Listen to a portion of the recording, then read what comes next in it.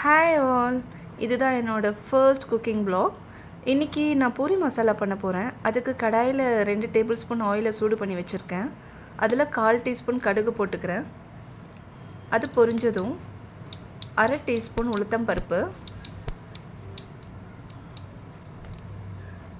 1/2 teaspoon கடலைப்பருப்பு, இது எல்லாத்தையும் பொன்னிறமாக வறுத்துக்கிறேன். இப்போது 10 முந்திரியை ஒன்றும் பாதியமாக உடச்சி வச்சுருக்கேன், அதையும் போட்டுக்கிறேன். இதையும் பொன்னிறமாக வறுத்துக்கிறேன். 2 மீடியம் சைஸ் ஆனியனை ஸ்லைஸ் பண்ணி வச்சுருக்கேன்.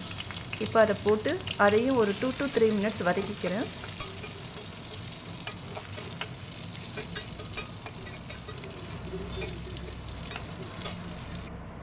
இப்போது கறி லீவ்ஸ் போட்டுக்கிறேன். அதை மிக்ஸ் பண்ணிவிட்டு 3 பச்சை மிளகாய் ஸ்லிட் பண்ணி போட்டிருக்கேன். அதை ஒரு 1 மினிட் வதக்கிட்டு 1 இன்ச் சாப்ட் ஜிஞ்சரை போட்டிருக்கேன். அதையும் ஒரு 1 மினிட்க்கு வதக்கிக்கலாம்.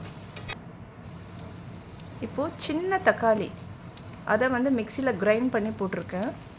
ரொம்ப பெரிய தக்காளி இல்லைங்க, சின்ன தக்காளி.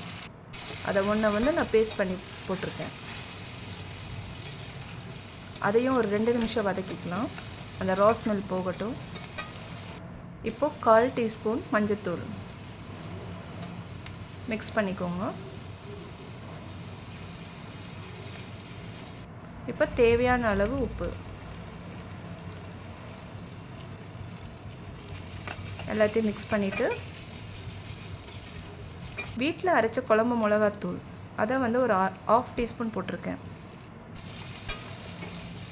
அதை ஜஸ்ட் ஒரு 30 செகண்ட்ஸ் வதக்கிட்டு ஸ்லோ ஃப்ளேமில் தான் வதக்கணும். இப்போது 1.5 கப்ஸ் வாட்டர் ஆட் பண்ணுறேன்.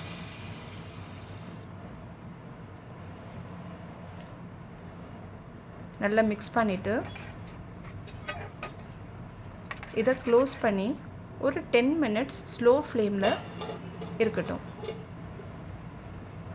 அப்புறம் ஓப்பன் பண்ணிவிட்டு ஒரு டேபிள் ஸ்பூன் கீ ஆட் பண்ணியிருக்கேன்.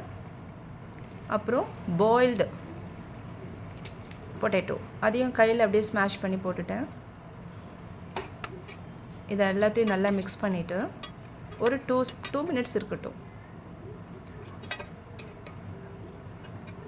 இப்போது ஒரு 1/2 டீஸ்பூன் கார்ன்ஃப்ளவரில் 2 டீஸ்பூன் தண்ணியை விட்டு மிக்ஸ் பண்ணி அதை போட்டிருக்கேன். இது எதுக்குன்னா லைட்டாக திக்னஸ் வரும், அதுக்கு போட்டிருக்கேன். இப்போது கொத்தமல்லி தூவி அவ்வளோதான், சர்வ் பண்ணுங்கள். இதை ட்ரை பண்ணி பாருங்கள் வீட்டில். பிடிச்சிருந்தா கமெண்ட்டில் சொல்லுங்கள். தேங்க்யூ ஃபார் வாட்சிங். Take care. பாய்.